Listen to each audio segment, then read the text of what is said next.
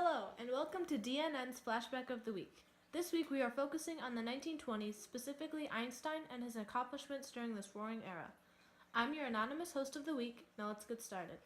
First of all, let me say, Mr. Einstein, I want to congratulate you on your many accomplishments over the years, such as the Nobel Prize in Physics and being recognized as Person of the Century by Time magazine.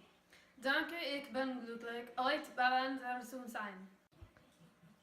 So, can you give us a brief description of your life to let the whole audience know a little bit more about you? I was born in Ulm, Germany on March 14, 1879.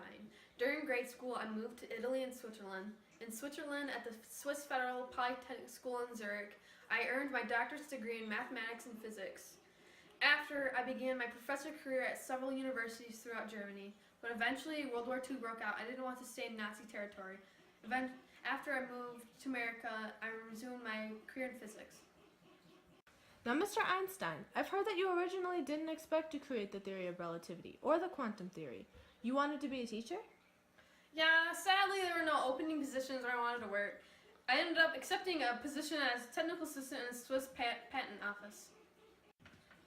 Okay, so personally, what were your opinions on the 1920s? Was it an eventful time for you? What all was happening? The 20s was a very eventful time for me. Leading up to the 1920s, I published my paper on the general theory of relativity. During the decade, I also lectured to other scientists in America, Europe, and the Far East about my discoveries here in America. The event that struck me the most had to be the Scopes trial. There's absolutely no reason to keep children from learning and enriching their minds with science. Evolution has been proven. It is not religion. Science is above all. How else will it advance as a society? Excellent answer. Now, Mr. Einstein, we all know that this question was going to come up during this interview, the Manhattan Project. While this didn't exactly occur during the 1920s era, your work assisted in the bombing of the Japan cities Nagasaki and Hiroshima. How do you feel about that? My work was quite indirect in the involvement of the bombs, even though I am credited with a majority of the work for some reason. My work simply showed scientists that were working on the atomic bomb how the fission of the molecules worked. Interesting.